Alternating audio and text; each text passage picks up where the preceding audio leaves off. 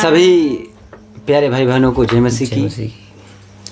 और आज ही बड़ा ही सुंदर एक दृष्टांत लेकर के आए हैं जो बाइबल के पुराने नियम में पहला राजाओं और उसके 21 अध्याय में मिलता है कि नाबोत की दाखरस की। अहाब राजा जो होता है, अहाब राजा के घर के जस्ट महल के सामने नाबोत के दाखरस की बारी होती है।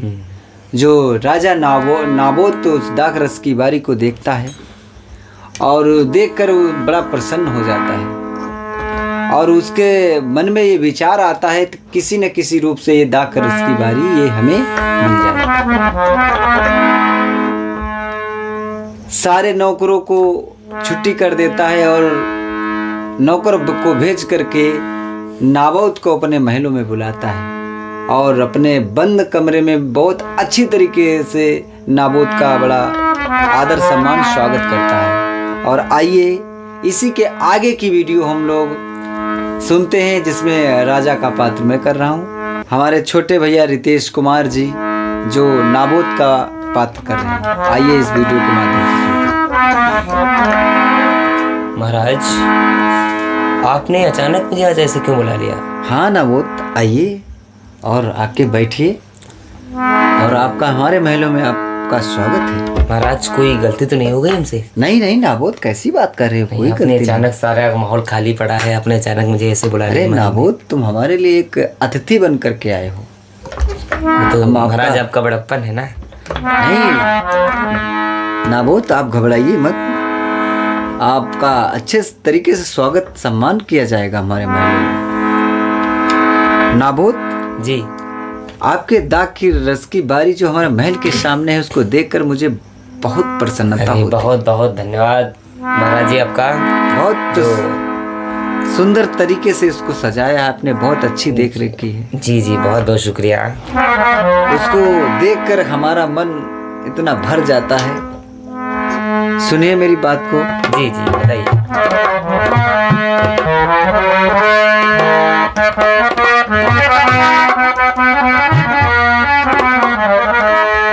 नाबोत तेरे दाग की बारी हमें सोने नहीं देती।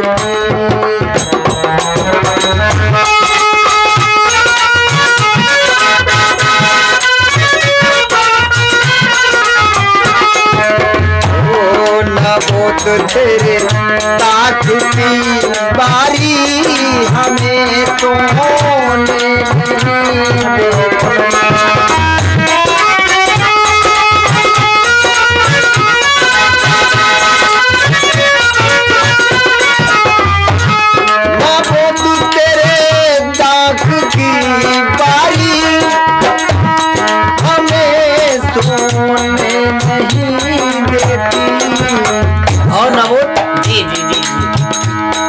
तेरी बगिया की फुलवारी, भैया हाँ जी जी, तेरी बगिया की फुलवारी हमें सोने नहीं देती।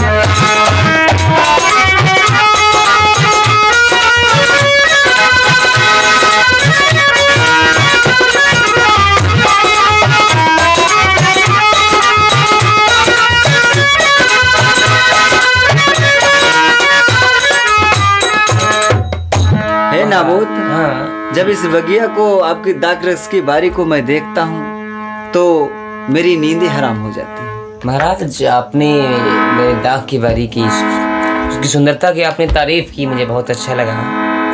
लेकिन आपने कहा दाग की बारी हमें सोने नहीं देती। मैं कुछ समझा नहीं महाराज, आप कहना क्या चाहते हैं? नाबोत, ये दाग ऐसा क्या हमारे दाग की बारी में जो आपको आपकी सारे रातों की नींद को हराम कर दिया है? अरे नाबोत, आप फिक्र मत करो, आराम से बैठो, मैं बताऊंगा अभी। ये दाग की रस की बारी मुझे बहुत पसंद है। नहीं, आपको पसंद है मैं मानता हूँ, लेकिन आपने कहा सोने नहीं देती।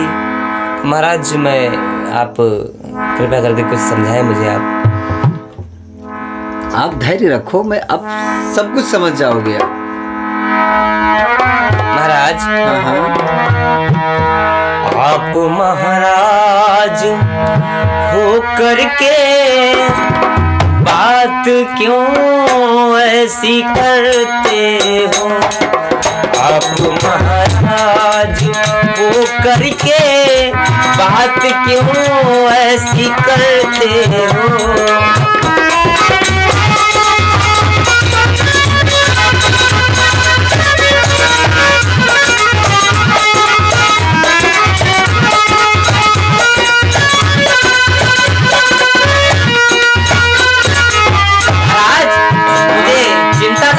आप ऐसा क्यों बोल रहे हैं? बताओ, मैंने दांत की बारी ने आपके रातों की नींद को हराम कर दिया, आप सो नहीं पा रहे हैं। आप कह रहे हैं कि दांत की बारी मुझे सोने नहीं देती, आप कैसे ये बोल रहे हैं? आप महाराज हो करके बात क्यों ऐसी करते हो?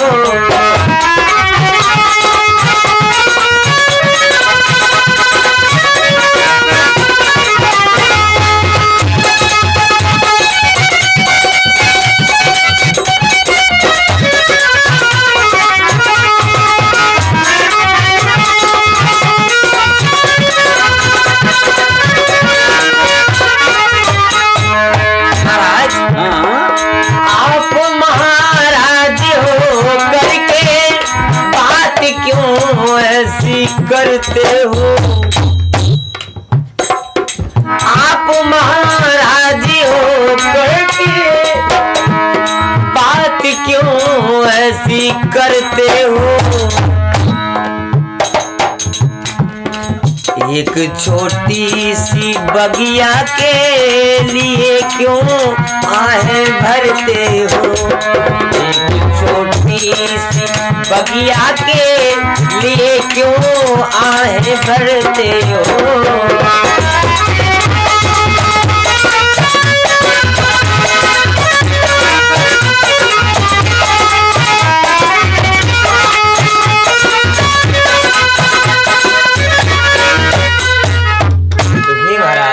कृपया करके आप इस बात का हमें मतलब बताइए कि आपने कहा कि मुझे सोने नहीं देती, आप कहना क्या चाहते हैं?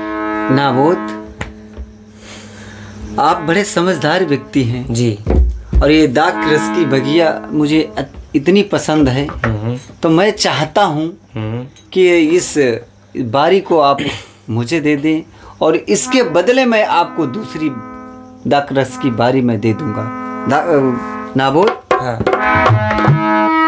मुझे दे तू बारी को, अच्छा, मुझे दे तू बारी को, उगाऊं साग फुलवारी।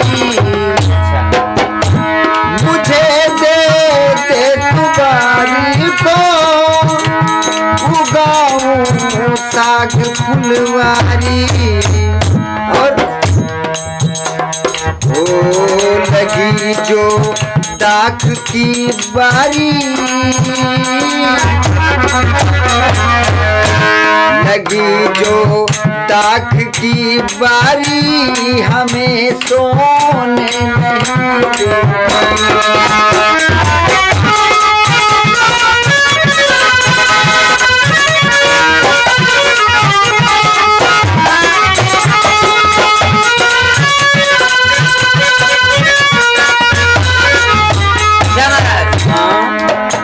कह रहे हैं कि मैं अपने दांत की बारी आपको दे दूं। हाँ नाबोध, तो आप उसमें साग सब्जियां उगाया करेंगे। हाँ। अच्छा, चलिए आगे बताइए आप।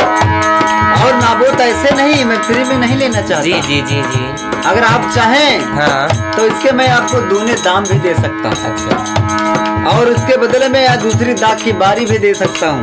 नाबोध, तू चाहे जो अगर बदले, तू चाहे गर जो बदले में, मैं तुझको वाटिका दे दूं। तू चाहे गर जो बदले में, मैं तुझे को वाटिका दे दूं। और हो अगर ये भी न हो मंजूर तो, अगर ये भी न हो मंजूर तो तुझको दाम भी दे दूं। अगर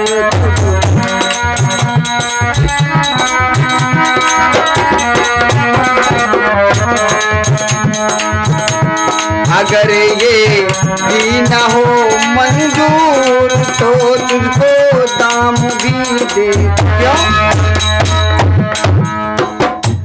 न बुत तेरे ताकि की बारी हमें सोने नहीं दे।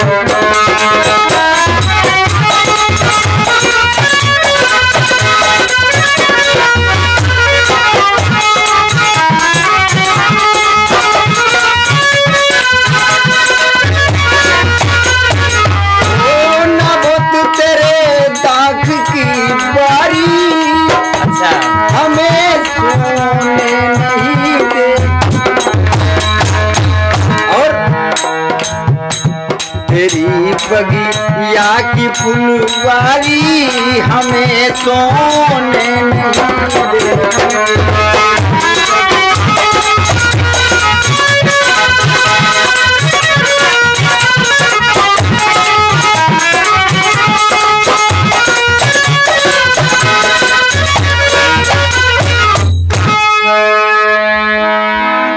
महाराज। हाँ नाबोध, अपने क्या मांग लिया हमसे आपने? नाबोध, आप इसके जगह पर कुछ दूसरी चीज मांग लेते तो शायद मैं आप दे देता हूँ, क्योंकि मैं तो एक छोटा सा किसान हूँ, मेरे पास है ही क्या। अपनी खेती से ही अपना जीवन यापन करता हूँ, और आपने दाग की बारी मुझसे मांगी है। लेकिन नाबोध, आप मुझे जानते हैं कि मैं यहाँ का राजा हूँ। जी जी। मैं चाहूँ तो ये बगिया मैं बलपूर्वक आपसे छीन सकता हूँ, ये आपको पता होना चाहिए। महाराज, आप जानते होंगे कुछ ऐसी चीजें होती हैं जिनका कोई मोल नहीं होता, वो अनमोल होती हैं। कुछ ऐसी निशानियां होती जिनको हम कभी भी बेच नहीं सकते, चाहे उनके करोड़ों दाम क्यों ना मिल रहे हों, उनके बदले में हमें कुछ भी क्यों ना मिल रहा हो, लेकिन वो चीज़ हम नहीं दे सकते। आपके पास भी कुछ ऐसी चीज़ें होंगी जो आप किसी को नहीं दे सकते, जो आप अपने पास ही रखना चाहते हैं। लेकिन नाबोध, आप समझने की कोशिश क्यों नहीं कर रहे? महाराज, मैं समझता हूँ, लेकिन ये जो दाग की बारी है, ये दाग की बारी ऐसे नहीं, हमारे पुरखे लोग जो थे ना, उनके लोगों की उगाई हुई दाग की बारी है, उनके लोगों की ज़मीन है, तब से चली आ रही, उन लोगों की निशानी है। वो लोग हमको खैरात में दिए थे, और जो आज हम इसमें खेती कर रहे हैं। महाराज, कहना चाहता हूँ आपसे, ये पुरखों की धरोहर है,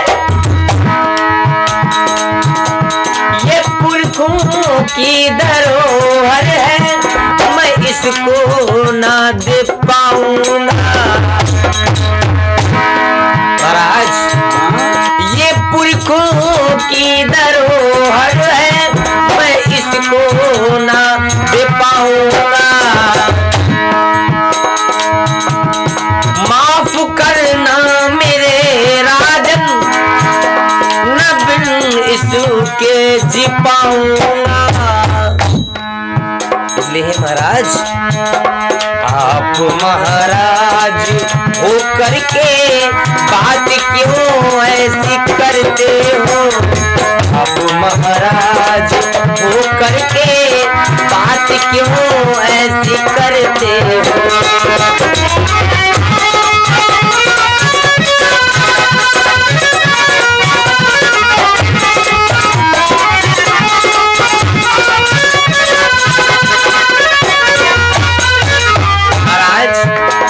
मैं दाग की बारी आपको नहीं दे सकता।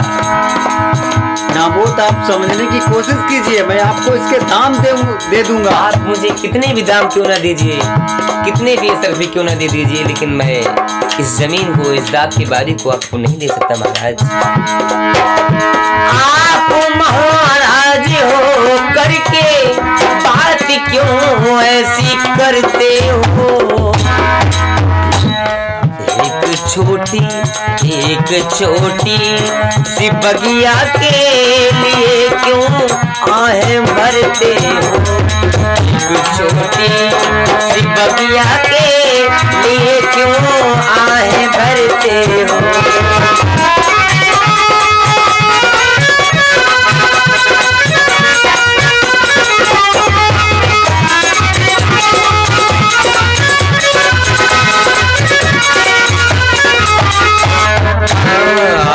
महाराज वो करके बात क्यों ऐसी करते हो। नमोत तेरे दाग की बारी बात क्यों ऐसी करते हो। हाँ बात क्यों ऐसी करते हो। आए क्यों तुम आए भरते हो। महाराज क्यों तुम आए भरते हो।